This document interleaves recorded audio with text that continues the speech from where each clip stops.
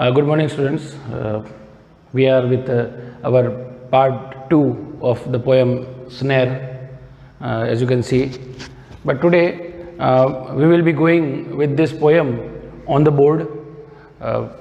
Some students just ask me, sir, that whatever you are teaching on that digital board, due to some brightness or maybe some blurriness of the videos, we can't see what it is written. So today I am at the same time writing and also speaking what I am writing on this green board, and this you will see it very easily. So now again, ये जो मैं बता रहा हूँ snare का, इसको आप shortcut समझ लीजिए, पोएम को लर्न करने का आसान तरीका समझ लीजिए, क्वेश्चन आंसर्स का आंसर कैसे लिखना वो समझ लीजिए.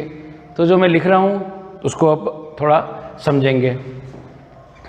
सो इसको हम बेसिकली 3 पार्ट में बांटेंगे. तो फर्स्ट पार्ट हो जाएगा द पोएट. आप देख पा रहे हैं पोएट लिख दिया मैंने. फिर मैं लिखता हूँ हियर्स क्राई, फिर अ रैबिट इन पेन, और कॉट इन स्नेर. अभी जो तीनों पॉइंट है इसको आपको आप देख पा रहे हैं, मैंने इसको आगे एक एरो के रूप में मैंने दे दिया है. अब आपको उसको कैसे आगे बढ़ना है आप देख पाएंगे अभी. अब यहां लिखता हूं मैं द पोएट सर्चेज. ठीक है, अब ये हो गया poet searches, but can not find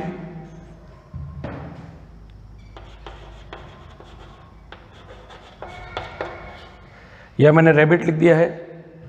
और फिर कैन नॉट फाइंड, यहां आप देख रहे हैं wrinkles on the face, और एक लाइन आ जाती है making everything afraid. देख पा रहे हैं यहां पर द स्नेयर, और पोएम में आप देख पा रहे हैं जो ये एक प्रकार से एक ग्राफ नुमा कुछ मैंने बना रखा है इसको. तो इसको मैं स्टार्ट करता हूँ. बहुत इजीली मैं आपको समझाऊंगा. It is like matching column with A and B, but इसमें 3 कॉलम है एज यू कैन सी. तो it is like matching column with A B and C, और either A C, either A B और B C. ये सब उसके possibilities है. So let's start. अभी सब क्वेश्चन के आंसर्स है. Basically this is the way of writing the answers in the examination. देखिए आप, द पोएट हियर्स क्राई, किसकी?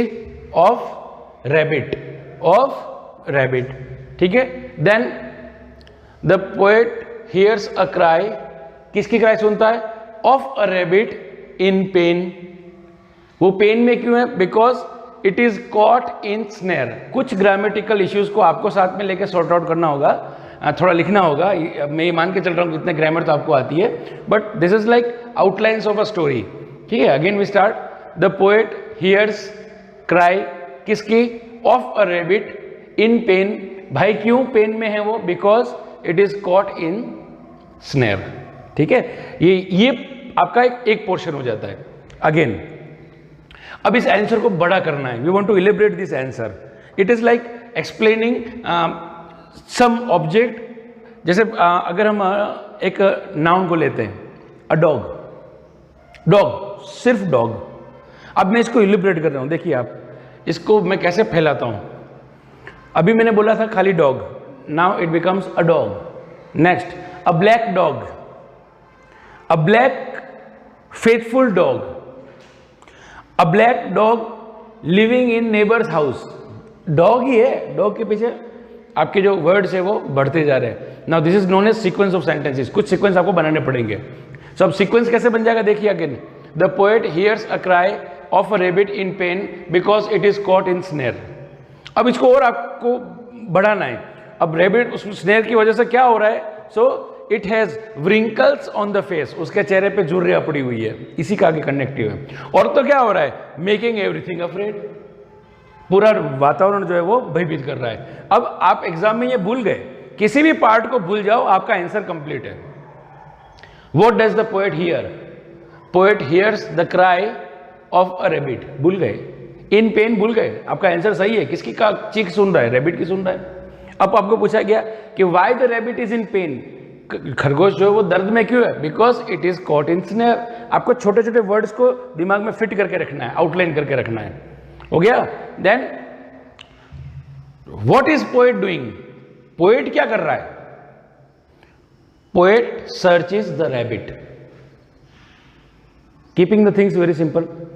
पोएट सर्चेस द रैबिट, वो खरगोश को ढूंढ रहा है। Then what happened, but can not find, लेकिन उसको वो रैबिट नहीं मिला। अब इसका आंसर स्नेर में पकड़ा, because the rabbit is caught in snare. What is the condition of the rabbit, rabbit की कंडीशन क्या है, the rabbit is caught in snare, it is in pain and there are wrinkles on the face. और वो चीख से क्या कर रहा है, तो उसका इफेक्ट क्या पड़ रहा है, मेकिंग एवरीथिंग अफ्रेड। अब यहां पर हम एक और लाइन लिखते हैं, कॉलिंग फॉर एड। एड का मीनिंग मैंने आपको बताया था, it is meaning of help. आप एक्स्ट्रा एडिशनल और डाल सकते हो, जैसे कोई खाना बनता है ना, तो उसके लास्ट में डेकोरेशन होता है ऊपर से, है ना, गार्निशिंग होती है, ये उसकी गार्निशिंग है। आप देखिए पोएट्री के अंदर हम कितना इसको इलेबरेट कर सकते हैं। The poet hears the cry of a rabbit in pain because it is caught in snare, the rabbit is calling for aid but the poet cannot find the rabbit has wrinkles on the face and it is making everything afraid। एक ही line में पूरा याद करोगे, पूरी poetry का सार यही है। ओके, सो इसको हम अगेन एक बार, मैं खुद बोर्ड से हट जाता हूं, आप अच्छे से देख पाएंगे और इसको लिखने की कोशिश कीजिएगा। बिल्कुल इसको you have to divide the whole thing into 3 parts. First one is the poet, second one क्या हो जाता है, हियर्स क्राई, चीख सुनता है, अ रैबिट इन पेन, खरगोश दर्द में है, कॉट इन स्नेर, फंदे में पकड़ा गया है, and calling out for aid, वो मदद के लिए पुकार रहा है। नेक्स्ट पोर्शन में हम जाते हैं, इनको सिंक्रोनाइज करके। द पोएट सर्चेज, किसको ढूंढता है, द रैबिट एवरीवेयर, तो क्या होता है, कैन नॉट फाइंड इट, या इट लिखना भूल गया मैं, उसको वो नहीं मिलता है। उसका इंपैक्ट क्या होता है, प्रभाव क्या होता है, there are wrinkles on the face, किसके चेहरे पे, कवि के या रैबिट के, रैबिट के। एंड देन रैबिट कैसे चीखता है, मेकिंग एवरीथिंग अफ्रेड, सब चीज को वो डरावना भयभीत बना देता है। तो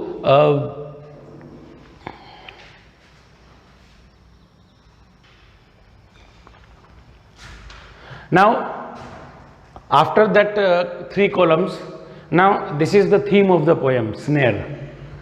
बिल्कुल धीरे धीरे पढ़ूंगा मैं। the poet creates, उत्पन्न करता है, sympathy,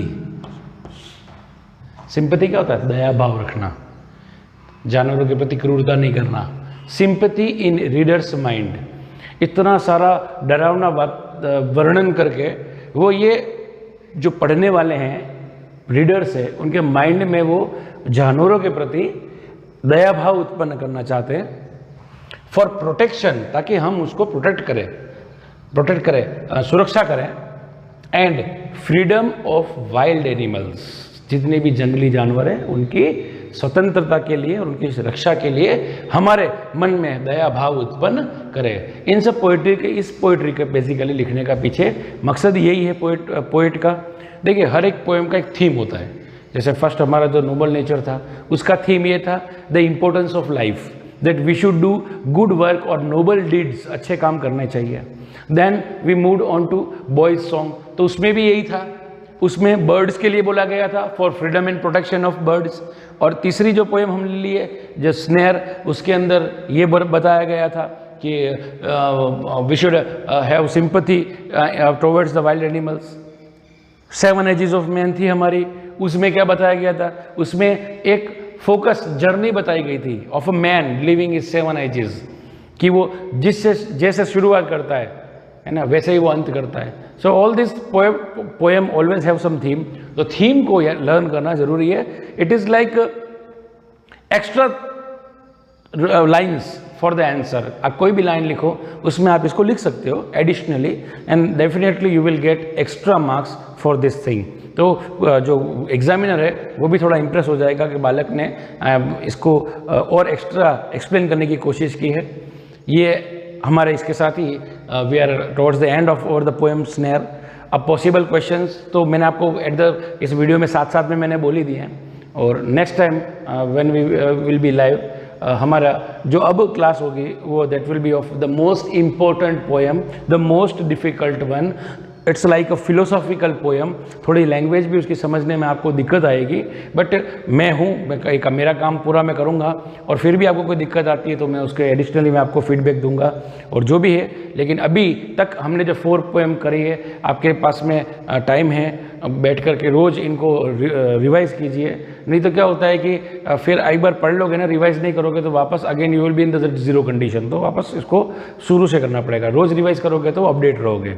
okay, so now next हमारी क्लास में हम we will go with poem hope. उस समय अपनी बुक, पेंसिल, इरेजर सब कुछ लेके बैठना, ताकि मैं जब डिस्क्रिप्शन करूँ, कोई मीनिंग लिखूँ, आप उसको लिख सके। So this was the poem snare. Thank you.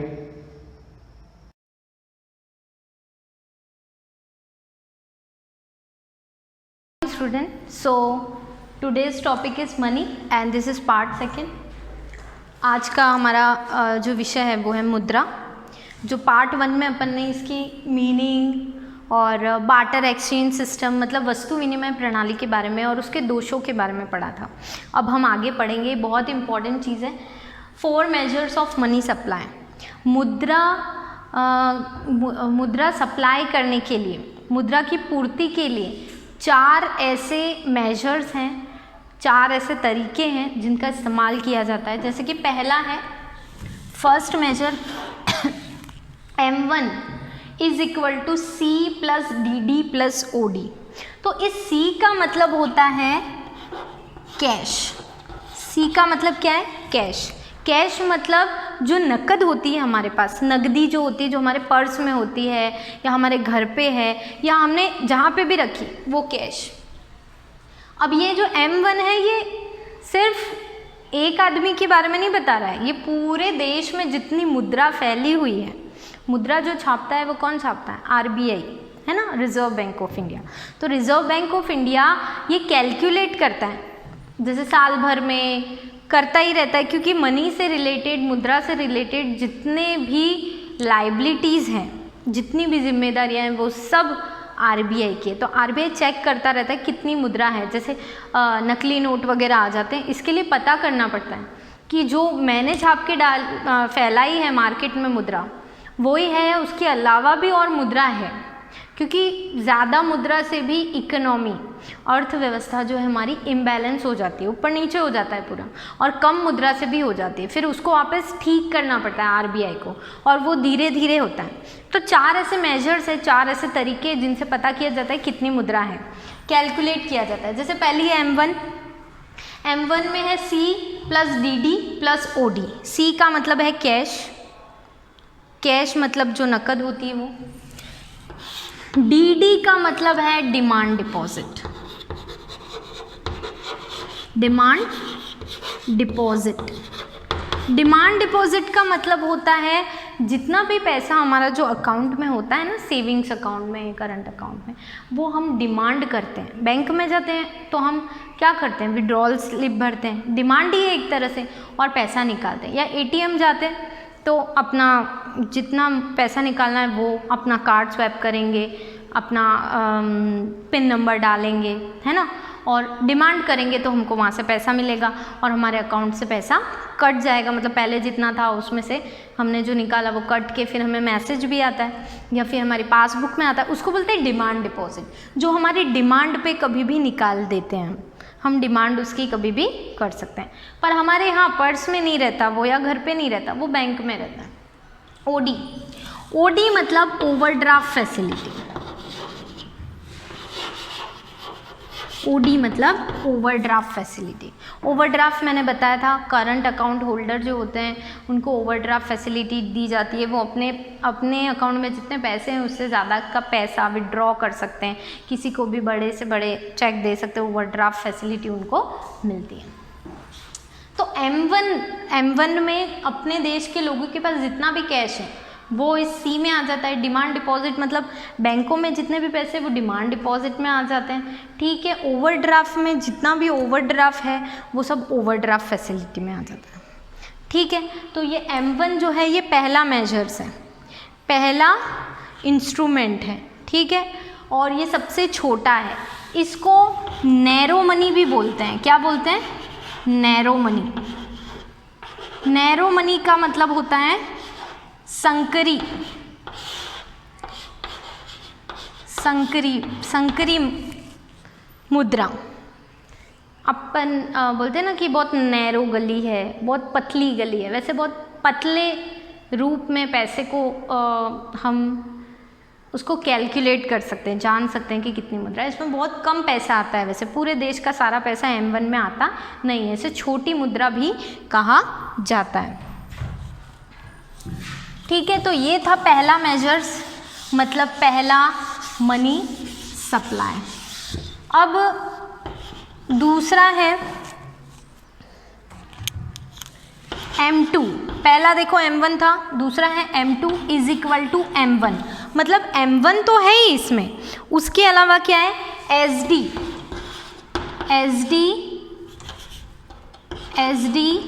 With post office.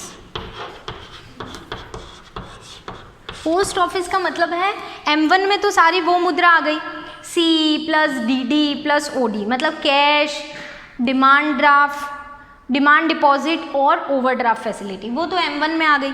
मतलब M2 में M1 तो है ही, उसके अलावा क्या है? SD विद बैंक डिपॉजिट, मतलब जितने भी सेविंग डिपॉजिट अकाउंट अपने पोस्ट ऑफिस में होते हैं, लोग रखते हैं पोस्ट ऑफिस में भी अकाउंट्स, तो उसमें जितना भी पैसा है वो भी M1 में अगर ऐड कर दें तो हमें M2 मुद्रा मिलती है।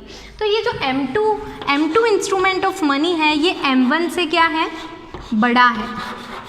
M1 से M2 बड़ा है।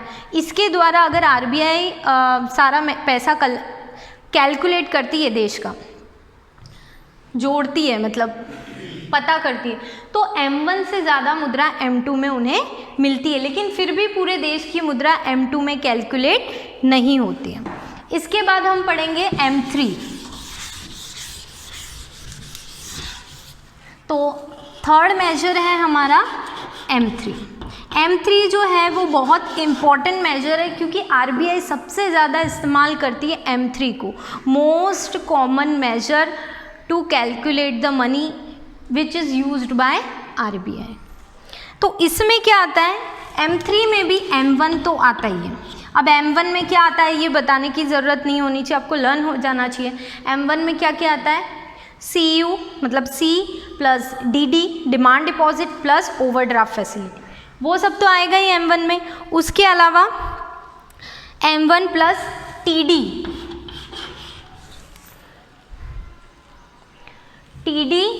विथ बैंक्स, मतलब बैंक में दोनों ही बैंक आ गए, कमर्शियल बैंक और जितने भी गवर्नमेंट बैंक है वो सारे, ठीक है। TD वर्ड का मतलब क्या होता है? Time deposit. TD का मतलब होता है टाइम डिपॉजिट। टाइम डिपॉजिट मतलब एक टाइम पीरियड के लिए हम डिपॉजिट करते हैं, जैसे FD वगैरह होती है ना, फिक्स डिपॉजिट, 1 साल के लिए, 2 साल के लिए, 10 साल के लिए, मतलब उसमें ज़्यादा से ज़्यादा पैसा रखते हैं लोग और ब्याज कमाने के पर्पज़ से उसको रख देते हैं। अगर उन्हें खर्च नहीं करना है, बढ़ाना है, पैसा सेफ भी रखना है, तो वो FD लेते हैं।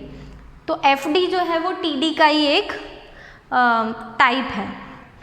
उसके अलावा आरडी करवाते हैं, जो स्मॉल सेविंग्स होती है, छोटी छोटी सेविंग्स होती है, हर महीने या हर दिन भी करवाते हैं लोग, हर दिन भी पैसा जमा करते हैं बैंक में, और साल भर में 6 महीने में कितने भी टाइम का वो एक आरडी का पीरियड होता है, उसमें भी ब्याज मिलता है, पर एफडी से कम ब्याज मिलता है।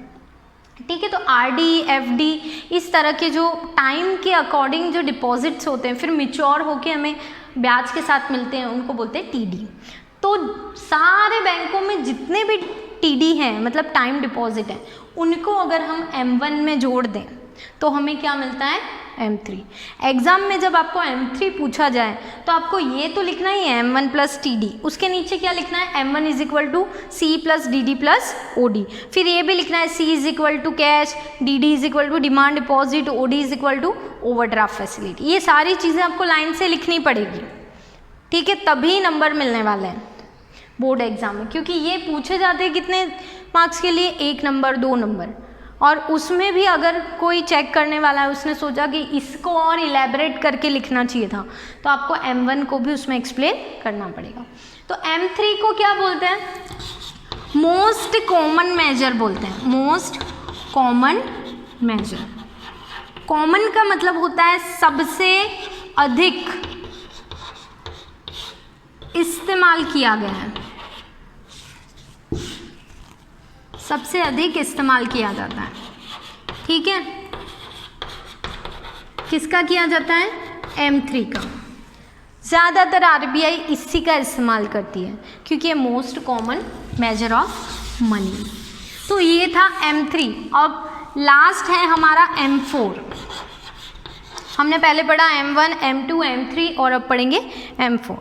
M4 का क्या है, M4 is equal to M3, मतलब ये M3 पूरा तो इसमें आएगा ही, उसके अलावा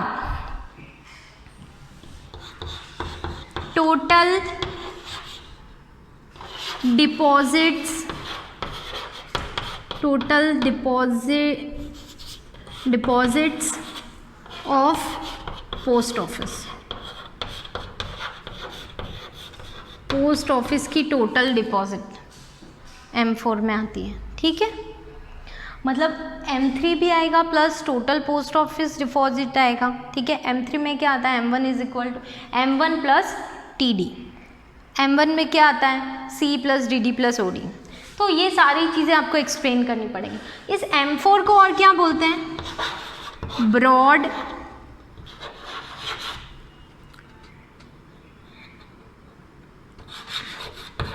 ब्रॉड मेजर बोलते हैं। ब्रॉड मेजर का मतलब है कि वाइड मेजर, ब्रॉड भी बोलते हैं इसे, वाइड भी बोलते हैं। वाइड का मतलब है चौड़ा। देखो M1 को हमने सकरा बोला था, नैरो मनी बोला था, तो M4 को हम बोल सकते हैं ब्रॉड मनी या वाइड मनी, क्योंकि इसमें पूरे अभी इंडिया में मेजर हो रहा है, इंडिया में ही RBI है ना। RBI बेसिकली कहाँ काम कर रहा है, इंडिया में काम कर रहा है। हमारे देश का राष्ट्रीय बैंक है रिजर्व बैंक ऑफ इंडिया, भारतीय रिजर्व बैंक, जो पैसे छापता है, तो वही मेजर भी करेगा कि भाई मैंने जितना छाप के मार्केट में फैलाया है वो पैसा है, उसके अलावा भी पैसा है, उसके अलावा अगर पैसा है मतलब वो कोई न कोई नकली पैसा है ना, रॉन्ग तरीके से उसे फैलाया गया है, जाली नोट है। तो इस तरह का पैसा जो होता है उसको पकड़ने के लिए पहले ये कैलकुलेट करना पड़ता है कि एक्चुअली में जितना पैसा हमने स्प्रेड किया है वो कितना है, फैलाया है वो कितना है। तो उनके लिए चारों मेजर का इस्तेमाल करते हैं, उसमें M1, M2, M3 और M4 का इस्तेमाल किया जाता है, ठीक है। तो आई होप सो आपको ये मेजर्स तो सारे क्लियर हुए होंगे, होने ही चाहिए, एग्ज़ाम में ये पूछे जाते हैं और पूछे तो कम मार्क्स के लिए जाते हैं और इतने इजी भी है, लेकिन फिर भी बच्चे इन चारों में कंफ्यूज हो जाते हैं क्योंकि एक जैसे लगते हैं। तो इनको जब पढ़ो तब इनको ध्यान से पढ़ना है। उसके बाद हम पढ़ेंगे primary function of money.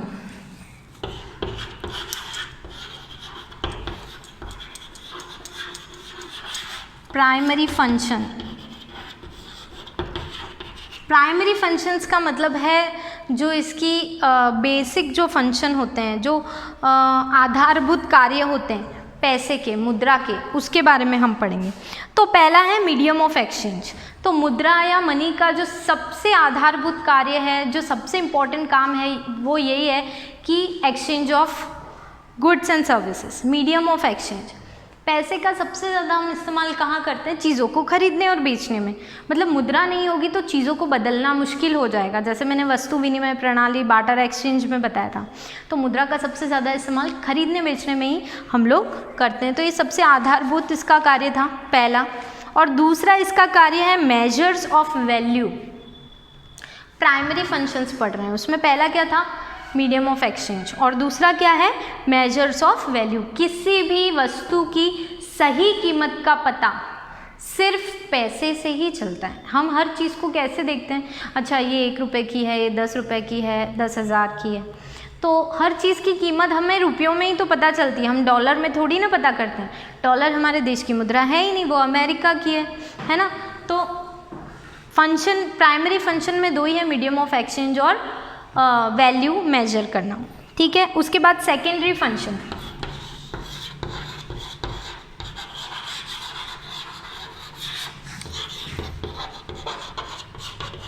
Secondary function का मतलब है द्वितीय कार्य। प्राइमरी तो ये है ही, सबसे इम्पॉर्टेंट, सबसे बेसिक जो कार्य है वो तो ये है। उसके अलावा जो सेकेंडरी फंक्शंस हैं, जो दूसरे जो कार्य हैं वो पढ़ेंगे। पहला है स्टैंडर्ड ऑफ डिफर्ड पेमेंट। हम मुद्रा के थ्रू छोटे से छोटा पेमेंट भी कर सकते हैं, बड़े से बड़ा भी कर सकते हैं, क्योंकि 1 रुपया भी है हमारे पास तो 2000 की नोट भी है ना। तो ज़्यादा से ज़्यादा भी हम पेमेंट कर सकते हैं और कम से कम भी कर सकते हैं। उधार भी रख सकते हैं, क्योंकि उसको कैलकुलेट किया जा सकता है मुद्रा में, है ना, मैथ्स का इस्तेमाल करके। जैसे इतना पैसा हमारा बाकी है और इतना हमें फ्यूचर में देना है या कैसे देना है, तो सब कुछ हम जैसे EMI वगैरह करते हैं तो वो भी इसमें देखा जा सकता है।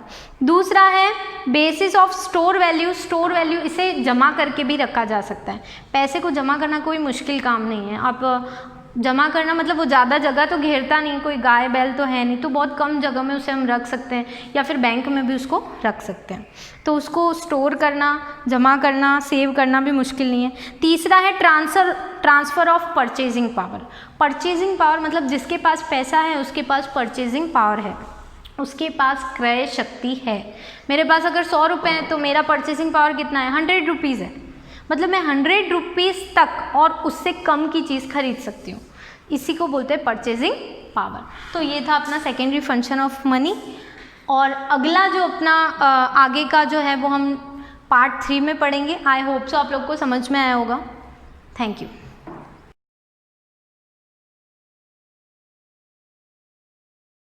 देखते हैं 1,34,000 की एंट्री करते हैं, उससे पहले क्या एडजस्टमेंट आपको करना है। तो दोस्तों 1,34,000 जो ट्रांसफर करेंगे P&L अकाउंट से P&L एप्रोप्रिएशन के अंदर, लेकिन उससे पहले जो आपने जनरल एंट्री कर रखी है इसको एक बार ध्यान से देखिए। ये एंट्री आपके बैंक अकाउंट टू पार्टनर्स के कैपिटल अकाउंट यानी कैपिटल अकाउंट में ट्रांसफर हो चुकी है, यानी कैपिटल और करंट अकाउंट में ट्रांसफर होनी चाहिए। तो ये एंट्री हो चुकी है। उसके बाद इंटरेस्ट फ्रॉम कैपिटल के बारे में देखिए, इसको एक बार एंट्री लीजिए। Interest from capital to case current account to ours current account, यानी ये दोनों भी करंट अकाउंट के अंदर ट्रांसफर हो चुकी है। ये करंट अकाउंट और ये करंट अकाउंट में भी ट्रांसफर हो चुकी है, यानी interest from drawing current account में ट्रांसफर हो चुका है। सैलरी टू करंट अकाउंट, यानी ये भी करंट अकाउंट के अंदर ट्रांसफर हो चुकी है। ये कैपिटल की थी, इसलिए कैपिटल में ही ट्रांसफर करनी, इसको करंट में नहीं ट्रांसफर करनी। अब बची सिर्फ second entry, case drawing account दिया, आर्स ड्राइंग अकाउंट दिया टू बैंक है। यहाँ कैपिटल करंट कुछ नहीं है, इसका मतलब इस एंट्री को आपको करंट अकाउंट के अंदर ट्रांसफर करना पड़ेगा। क्यों? क्योंकि ड्राइंग है और ड्राइंग करंट अकाउंट का पार्ट होता है, और कैपिटल अकाउंट में ट्रांसफर करनी पड़ती है, कैपिटल का पार्ट होता है। तो चलिए इस एंट्री को हमें ट्रांसफर करना पड़ेगा। तो 6 नंबर की जो एंट्री बनेगी, पहले ए के ड्राइंग को अपन ट्रांसफर करेंगे। तो अभी ड्राइंग का कौन सा बैलेंस दे रखा है? डेबिट बैलेंस, तो इसको करेंगे क्रेडिट। लेकिन डेबिट में किसको लिखेंगे फिर? तो ए करंट अकाउंट को लिखा जाएगा। यहाँ लिखेंगे पेज करंट अकाउंट दिया टू केस ड्राइंग अकाउंट। कितना हजार? 20,000। ठीक है, तो तो यहाँ पर हमने के के ड्राइंग को के करंट अकाउंट के अंदर ट्रांसफर कर दिया। अब बचा आर, तो आर के भी ड्राइंग को आर के करंट अकाउंट के अंदर ट्रांसफर करेंगे। चलिए आप बताइए अब जनरल एंट्री क्या होगी।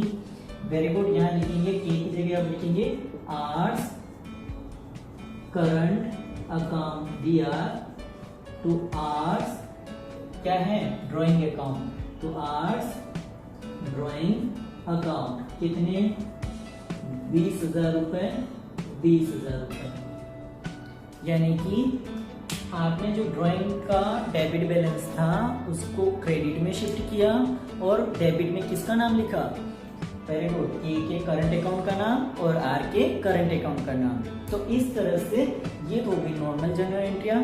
अब लिखते हैं P&L एप्रोप्रिएशन की जनरल एंट्रियां, यानी कि P&L एप्रोप्रिएशन की अब जनरल एंट्रियां क्या क्या होगी। 7 जनरल एंट्री हम देख चुके हैं। अब 8वीं जनरल एंट्री के बारे में देखने जाएंगे। 1,34,000 को P&L अकाउंट से P&L एप्रोप्रिएशन के अंदर लाना है सबसे पहले, ठीक है। उसी में से तो पार्टनर को सब कुछ डिस्ट्रीब्यूट किया जाएगा। तो सबसे पहले 1,34,000 को हम लाएंगे P&L अकाउंट से P&L एप्रोप्रिएशन के अंदर। तो यहाँ पर हम 8वीं जनरल एंट्री जो करेंगे, ध्यान से देखिए, P&L ने P&L एप्रोप्रिएशन को पैसा दिया, यानी कि P&L अकाउंट आएगा ऊपर, P&L अकाउंट दिया टू P&L एप्रोप्रिएशन अकाउंट, कितना 1,34,000 रुपए जो क्वेश्चन के अंदर दे रखे हैं। तो 1,34,000 आपको लिखना है डेबिट साइड में, 1,34,000 आपको लिखना है क्रेडिट साइड में। अगर आपको ये जनरल एंट्री नहीं पता है तो हमने इससे पहले का एक वीडियो बना रखा है जनरल एंट्री के बारे में, वो आप देख लीजिए अच्छे से तो समझ में आ जाएगा। तो P&L अकाउंट दिया टू P&L एप्रोप्रिएशन अकाउंट 1,30,000 की ये फर्स्ट एंट्री हमने कर ली। इसके बाद हमें जनरल एंट्री देखेंगे कि ये जो 1,34,000 है इसका एडजस्टमेंट कैसे किया जाएगा। तो चलिए देखते हैं नेक्स्ट नवी एंट्री, यानी कि 9th जनरल एंट्री। अब देखिए 1,34,000 में आपने क्या किया था, सबसे पहले आपने इंटरेस्ट ऑन कैपिटल का दिया था 10% के हिसाब से। तो चलिए क्रेडिट बैलेंस 1,34,000 है, तो यहाँ पर आप डेबिट में लिखेंगे P&L एप्रोप्रिएशन अकाउंट दिया। इसमें से आपने क्या क्या दिया पार्टनर्स को, एक तो दिया इंटरेस्ट ऑन कैपिटल का to IOC। Interest on capital पता है आपने, के को भी दिया था, आर को भी दिया था। 2 लाख का 20,000 निकाला था, फिर 80,000 का 4,000 यानी 24,000 इसको दिए थे, फिर 1,20,000 का 10% निकाला था, 12,000 रुपये ये निकले थे। तो 12,000 रुपये और 24,000 रुपये, इसका मतलब इंटरेस्ट ऑन कैपिटल का टोटल कितना पैसा दिया, 36,000 रुपये, है ना, ये दोनों पार्टनर्स का। फिर उसके बाद वो क्या दिया था, किसी पार्टनर को कुछ दिया, बिल्कुल दिया था, हमने सैलरी दी थी 5,000 रुपये पर मंथ के हिसाब से। तो यहाँ पर लिखेंगे किसको सैलरी दी थी, केस सैलरी कितनी दी थी, 60,000 रुपये।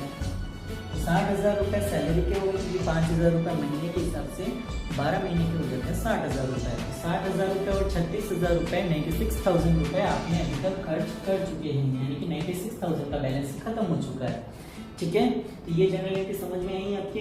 P&L एप्रोप्रिएशन में आपके पास कितना बैलेंस है, 1,34,000, जिसके अंदर 96,000 अभी खत्म हो चुका है।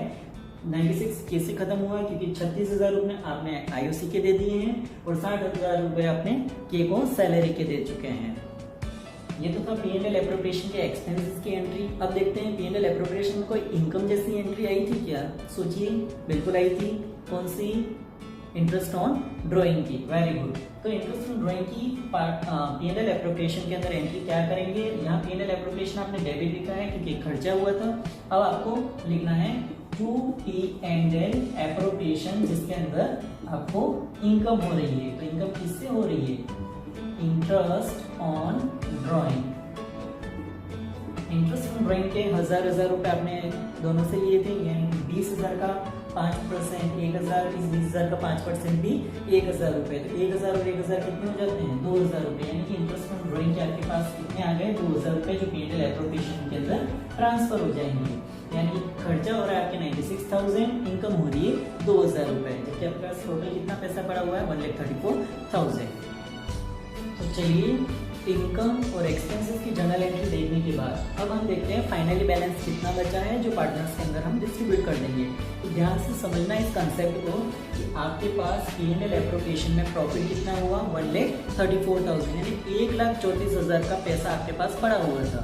जिसके अंदर आपने 96,000 खर्च कर दी। खर्च कैसे किए? 36,000 रुपये इंटरेस्ट ऑन कैपिटल के दिए, 7,000 रुपये आपने सैलरी के दिए। यानी कि 96,000 खत्म होने के बाद आपके पास बैलेंस बचता है 38,000, यानी 38,000 रुपये का बैलेंस बचता है। 38,000 के बाद आपके पास 2,000 की एक्स्ट्रा इनकम और आती है इंटरेस्ट ऑन ड्राइंग के नाम से। तो आपके पास 38,000 तो पहले से अब बचे हुए हैं और उसके बाद 2,000 हो रहा है, तो कितने हो गए? 40,000। Very good. अब 40,000 जो आपके पास बचे हुए हैं, यानी कि राउंड ऑफ आपके पास 40,000 जो बचे हुए हैं, ये 40,000 आपको 3:2 यानी कि 3:2 में इन दोनों के बीच में बांट देना है। तो पहले भी मैंने बताया था आपको बांटना कैसे है। 40,000 रुपये बांटने हैं तो टोटल टुकड़े कितने करने हैं? 5 करने हैं। किसको देना है? K को देना है तो 3 से मल्टीप्लाई करो, और अगर R को देना है तो 2 से मल्टीप्लाई करो। तो करिए दोस्तों, आप भी कीजिए और मैं भी करता हूँ। यानी कि 40,000 इंटू, तो 40,000 डिवाइड बाई पहले 5 से करेंगे कितना हो जाएगा? 8,000 रुपये, और 8,000 इंटू 3 करेंगे कितना आएगा? 24,000 रुपये। तो ये 24,000 रुपये किसके हैं? K के। और R के कितने हैं? वही डिवाइड करेंगे, यहाँ पर आ जाएंगे 8,000, और 8 इंटू 2 करेंगे कितने हो जाएंगे? 16,000 रुपये। 24 और 16 जब जोड़ेंगे तो कितने हो जाएंगे? 40,000 रुपये, है ना। तो एक बार क्रॉस चेक भी कर लेना, 24,000 और 16,000 कितने हो जाएंगे? 40,000 रुपये। तो इस तरह से अब हम लास्ट जर्नल एंट्री करेंगे प्रॉफिट डिस्ट्रीब्यूशन की। तो चलिए नोट कर लिया है आपने प्रॉफिट 24,000 और 16,000 रुपये। तो last and final journal entry होगी प्रॉफिट डिस्ट्रीब्यूशन की।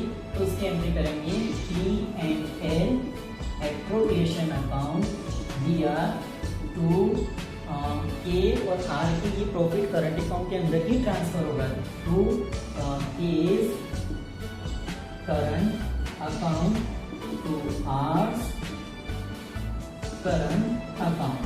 ठीक है, तो कितना प्रॉफिट था अपने पास? 40,000 का प्रॉफिट था, है ना। अब डिस्ट्रीब्यूट कर दिया था कितना? 24,000 और 16,000 रुपये। यहाँ लिखेंगे 24,000 रुपये और 16,000 रुपये। तो 24 और 16 मिला के 40,000 रुपये। तो फाइनली देख लेते हैं, 1,34,000 था जिसमें 96,000 रुपये आपने माइनस कर दिए, 38,000 बचे। 38,000 में 2,000 रुपये की आपकी इनकम हुई 40,000 और ये 40,000 रुपये हमने रेशियो में डिस्ट्रीब्यूट कर दिए। तो इस तरह से ये 11 एंट्रियाँ इजी वे में हमने सीखी जो इस इलस्ट्रेशन सेकंड से रिलेटेड है, और ये आगे आने वाले इलस्ट्रेशन से भी रिलेटेड होंगे, इसलिए इसको ध्यान से समझिए। चलिए अब देखते हैं जर्नल एंट्री करने के बाद हम उसको लेजर में पोस्टिंग कैसे करेंगे। सबसे पहले हमने बनाया है P&L appropriation account for the year ending 31 March 2017, particular amount, यानी कि P&L एप्रोप्रिएशन का फॉर्मेट बनाया है, और साथ ही बनाया पार्टनर्स करंट अकाउंट का, जिसमें डेट पर्टिकुलर K का रुपए और R के रुपए, डेट पर्टिकुलर K का अमाउंट और R का अमाउंट। इस तरह से हमने अभी ये 2 अकाउंट के अंदर कैसे पोस्टिंग करेंगे, फिर उसके बाद देखेंगे पार्टनर्स कैपिटल अकाउंट के बारे में। तो सबसे पहले देखते हैं P&L एप्रोप्रिएशन के अंदर क्या आएगा। तो यहाँ इस क्वेश्चन के अंदर देखिए, सबसे पहले P&L एप्रोप्रिएशन के अंदर नेट प्रॉफिट था या नेट लॉस था? वेरी गुड, नेट प्रॉफिट था। कितने रुपए का था? 1,34,000 रुपए का। तो 1,34,000 रुपए को हम P&L एप्रोप्रिएशन के डेबिट साइड में लिखें या क्रेडिट साइड में लिखें? वेरी गुड, क्रेडिट साइड में। किस नाम से लिखेंगे? बाय P&L अकाउंट के नाम से लिखेंगे। ब्रैकेट में लिख सकते हैं नेट प्रॉफिट। कितना? 1,34,000 रुपए। 1,34,000 रुपए जो क्वेश्चन के अंदर दे रखा है। फिर हमने इस 1,34,000 में क्या किया था? इस 1,34,000 रुपए में से हमने इंटरेस्ट ऑन कैपिटल का भी दिया था और सैलरी दी थी, है ना। तो चलिए हम किसको देंगे? इंटरेस्ट ऑन कैपिटल दोनों को देंगे। यहाँ लिखेंगे टू इंटरेस्ट ऑन कैपिटल। किसको दे रहे हैं? K को भी दे रहे हैं, R को भी दे रहे हैं। हमने K को कितने दिए थे याद है? 24,000 रुपए, और R के कितने थे? 12,000 रुपए। 24 और 12 कितने हो जाते हैं? 36,000 रुपए, जो हम बाहर मेन अमाउंट के कॉलम में लिख लेंगे। यानी कि समझ में आ रहा है कि K को हमने कितने दिए? 24,000 रुपए। 24,000 कैसे आए थे? 2 लाख का 10% निकाला था हमने, कितना आया था? 20,000 रुपए, और 80,000 रुपए का 6 महीने का हमने ब्याज निकाला था 4,000 रुपए। तो 20,000 और 4,000 मिला के कितने हो जाते? 24,000 रुपए, और 12,000 रुपए R के नहीं है, 1,20,000 का 10%। तो 24,000 और 12,000 मिला के 36,000 रुपए ये उसमें से खर्चा हो गया था। फिर उसके बाद हमने क्या देखा था? सैलरी देनी थी। किसको दे रहे थे सैलरी? हम K को सैलरी दे रहे थे। यहाँ लिखेंगे लिखेंगे 2 केस सैलरी। कितना दिया था हमने? 60,000 रुपये। Very good. 60,000 रुपये कैसे? ये 5,000 रुपये पर मंथ के थे और 12 महीने से मल्टीप्लाई कर लिया हमने तो 60,000 रुपये सैलरी के हो गए। ये भी खर्चा था तो 96,000 अपना खर्चा हो चुका था। उसके बाद कितने बचे थे? अगर 1,34,000 में से 96,000 माइनस कर देते हैं तो अपने पास बचते हैं 38,000। अब 38,000 में अपने पास कुछ इनकम भी आई थी, इंटरेस्ट ऑन ड्राइंग के नाम से। यहाँ लिखेंगे बाय इंटरेस्ट ऑन ड्राइंग। हमने दोनों से लिए थे, के से भी लिए थे और आर से भी लिए थे। कितने कितने लिए थे? 1,000 और 1,000। 1,000 और 1,000 कितने हो गए? 2,000 रुपए। यानी कि इंटरेस्ट ऑन ड्राइंग से फर्म को इनकम हुई 2,000 रुपए। तो इस तरह से 1,34,000 और 2,000 यानी कि 1,36,000 रुपए आपके टोटल इनकम हुई। 1,36,000 जिसमें से 96,000 आपके एक्सपेंसेस हो गए तो बचेंगे कितने पैसे? 40,000 रुपए। कितने बचेंगे? 40,000 रुपए, क्योंकि हमने लास्ट में जो जनरल एंट्री की थी 8, 9, 10 और 11 वही जनरल एंट्री यहाँ P&L एप्रोप्रिएशन से रिलेटेड है। तो यहाँ पर देखिए, यहाँ लिखेंगे 2 पार्टनर्स करंट अकाउंट।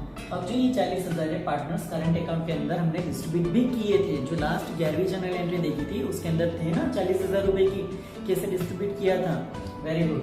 यहाँ देखेंगे केस करंट अकाउंट और आर्स करंट अकाउंट। कितना कितना अमाउंट था? 40,000 को हमने 3:2 में डिवाइड किया था, 24,000 रुपए और 16,000 रुपए। तो यहाँ हम लिखेंगे 24,000 रुपए और 16,000 रुपए। तो इस तरह से ये टोटल करेंगे तब भी हमारी कितनी? 1,36,000 रुपए। तो अब एक बार इस P&L एप्रोप्रिएशन को अच्छे से देख लीजिएगा।